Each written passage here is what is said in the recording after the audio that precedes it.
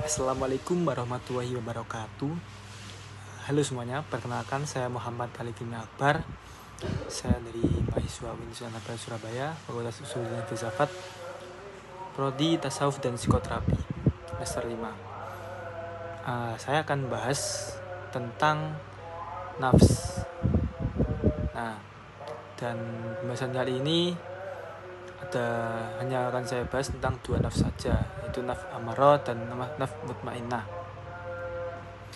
Dan bahasan saya akan dilengkapi dengan 2 studi kasus ilmiah dari penelitian terbaru. Kita langsung saja dari yang pertama, yaitu pengertian nafs. Secara etimologis, kata nafs berasal dari bahasa Arab yang berarti diri, jiwa, atau ego. Dan dalam terminologi Islam, nafs adalah entitas batin yang menjadi pusat kepribadian manusia. Ia adalah sumber dari keinginan, dorongan, emosi, dan kesadaran moral kita.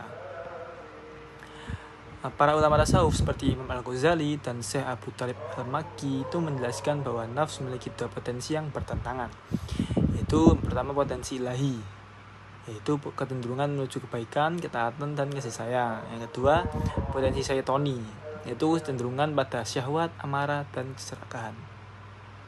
Karena itu, manusia itu disebut sebagai makhluk yang memiliki potensi turun ke bawah, mengikuti hawa nafsu, atau naik ke atas, mendekati kepada Allah.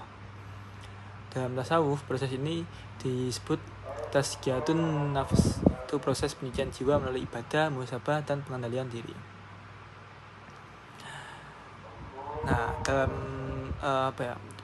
nafas itu macam-macamnya itu ada 3 tingkatan. Yang pertama, nafs al-amarah, itu jiwa yang merintahkan kepada kejahatan. Yang kedua, nafs al-lawamah, itu jiwa yang menyesali perbuatan buruk. Yang ketiga, nafs al-mutmainnah, itu jiwa yang tenang dan tentram. Namun dalam tugas kali ini atau dalam video kali ini saya akan menjelaskan hanya 2 saja. Itu yang pertama, yaitu nafs al-amarah, atau jiwa yang dikuasai hawa nafsu. Nafs al-amarah itu disebut dalam Al-Quran Surat Yusuf ayat 53, yang artinya sungguhnya nafs itu selalu menyuruh kepada kejahatan, kecuali nafs yang diberi rahmat oleh Tuhanku. Ayat ini itu menjelaskan bahwa secara fitrah manusia membawa kecenderungan untuk melakukan keburukan. Nafs al-amarah adalah jiwa yang belum disucikan. Ia dikendalikan oleh hawa nafsu, ego, dan keinginan duniawi. Dalam kehidupan sehari-hari, nafs al-amarah itu tampak dalam bentuk yang pertama, ketamakan terhadap harta, jabatan, dan kekuasaan. Lalu yang kedua, kemarahan yang meledak-ledak. Yang ketiga, kecanduan terhadap kesenangan sesaat. Yang keempat, ketidakmampuan mengendalikan dorongan diri. Dan yang terakhir, hilangnya rasa malu terhadap dosa. Secara psikologis, orang yang berada pada tahap ini cenderung impulsif, narsistik, dan defensif. Ia membenarkan perilaku salah demi memuaskan diri, bahkan menipu hati nuraninya sendiri. Lalu untuk studi kasus ilmiah ini, jadi saya mengambil dari sebuah penelitian yang dilakukan oleh Nathaniel Kenneth dan rekan-rekan di jurnalnya ini yang berjudul Maraknya Korupsi di Indonesia bukan hanya disebabkan oleh ilmunya sistem hukum, tapi lebih dalam lagi oleh kerusakan moral dan dominasi nafsu serakah. Jadi di sini dijelaskan bahwa pelaku korupsi digambarkan memiliki moralitas yang rapuh, gaya hidup konsumtif, dan kebutuhan prestis sosial yang berlebihan. Mereka menukar nilai kejujuran dengan kepuasan sesaat. Jika dilihat dari perspektif tasawuf, fenomena ini mencerminkan nafs al-amarah yang berkuasa penuh, jiwa yang diperintahkan oleh syahwat dan ego. Mereka tidak lagi mengenal rasa takut kepada Allah atau malu terhadap dosa. Penelitian ini juga menyoroti upaya KPK dalam menangani masalah ini, khususnya melalui Sula Pendidikan. Sula Pendidikan itu program edukasi anti korupsi yang menanamkan nilai-nilai kejujuran dan integritas sejak dini. Pendekatan ini sangat menarik karena dalam konteks spiritual Islam, Sula Pendidikan itu dapat dipahami sebagai bentuk tazkiyatun nafs, yaitu usaha mensucikan jiwa agar tidak dikuasai oleh amarah. Dengan demikian, kasus korupsi ini bukan hanya masalah hukum, tetapi juga masalah jiwa manusia yang perlu dibersihkan dari keserakahan. Lalu selanjutnya yaitu yang kedua, nafs al-mutmainnah, atau jiwa yang tenang. Nah, nafs al-mutmainnah ini adalah jiwa yang telah mencapai ketenangan spiritual dan keseimbangan emosional. Makna mutmainnah berasal dari akar kata tama'ana yang berarti diam dalam ketenangan, tentram tanpa kegelisahan. Jiwa ini telah bebas dari gejolak emosi, tidak berbudak oleh keinginan dunia, dan selalu bersandar kepada Allah dalam setiap keadaan. Nah, ciri-ciri nafs al-mutmainnah ini antara lain yaitu sabar dalam menghadapi ujian, ikhlas dalam beramal, ridho terhadap ketentuan Allah, pemaaf dan rendah hati, bahagia secara spiritual bukan material. Nah, dalam psikologi modern, kondisi ini mirip dengan self-actualization atau aktualisasi diri yang dikemukakan oleh Abraham Maslow, yaitu tahap ketika seorang menemukan makna hidup, ketenangan batin, dan keseimbangan antara pikiran, perasaan, dan tindakan. Namun perbedaannya adalah dalam Islam, ketenangan sejati bukan berasal dari diri sendiri, melainkan dari hubungan yang mendalam dengan Allah. Lalu untuk studi kasus ilmiah ini, studi kasus ilmiah nafs al-mutmainnah ini dari jurnal yang ditulis oleh Dea Naila.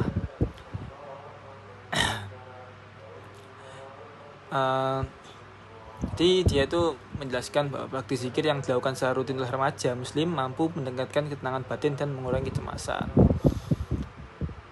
Nah, di sini beliau itu menggunakan metode kualitatif dengan partisipan berusia 15-18 tahun yang mereka itu rutin mengikuti zikir di sekolah dan masjid selama 2 minggu. Hasilnya menunjukkan adanya peningkatan signifikan pada skor ketenangan batin dan kontrol diri. Nah, zikir ini tidak hanya dilihat dari sebagai ritual saja, tapi juga sebagai terapi psikospiritual melalui pengulangan kalimat suci seperti subhanallah, alhamdulillah, Allahu akbar.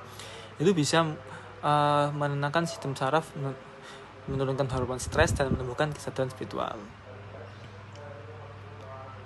Nah, jadi dari penelitian tersebut itu remaja yang rutin berzikir menunjukkan tanda-tanda nafs al-mutmainnah karena mereka lebih tenang menghadapi tekanan akademik, mampu mengendalikan emosi, mudah memaafkan, dan menemukan makna dalam setiap kesulitan hidupnya.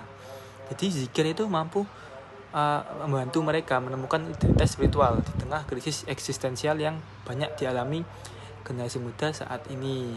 Nah, jadi itu sekian dari saya yang menjelaskan tentang nafs dan studi kasusnya. Nah, jadi kalau dilihat dari refleksi tasawuf dan psikologi itu terlihat jelas kalau nafs al-amarah itu berakar pada ketidakterkendalian emosi dan dorongan ego yang dalam psikologi modern sering dikaitkan dengan id domination atau dorongan naruyah tanpa kontrol moral. Nah, terus kalau yang mutmainnah sebaiknya itu menunjukkan self regulation dan self awareness, mirip dengan konsep emotional intelligence EQ dan spiritual quotient atau SQ. Nah, artinya Islam itu sejak lama mengenalkan konsep pengendalian diri dan kesadaran spiritual sebagai fondasi kesehatan mental. Nah, tasawuf itu juga mengajarkan bahwa jiwa tidak bisa tenang tanpa hubungan dengan Sang Pencipta. Akhirnya itu penutup, bisa kita ambil kesimpulan bahwa dua nafs tadi atau nafs al-amarah adalah fase ketika manusia dikuasai oleh hawa nafsu. Kalau nafs al-mutmainnah adalah fase ketika manusia telah menundukkan nafsunya dan hidup dalam ketenangan spiritual. Keduanya menggambarkan perjalanan batin manusia dari kegelapan menuju cahaya, dari ego menuju kehambaan, dari kekacauan menuju ketenangan. Perjalanan ini itu tidak bisa instan, tapi membutuhkan proses yang panjang, introspeksi, muhasabah, ibadah, serta latihan kesadaran diri. Semoga kita semua mampu menempuh jalan penyucian jiwa hingga mencapai nafs al-mutmainnah. Jadi biar jiwa kita itu tenang, berserah diri dan diridhai oleh Allah. Oke, jadi cukup sekian dari saya. Assalamualaikum warahmatullahi wabarakatuh.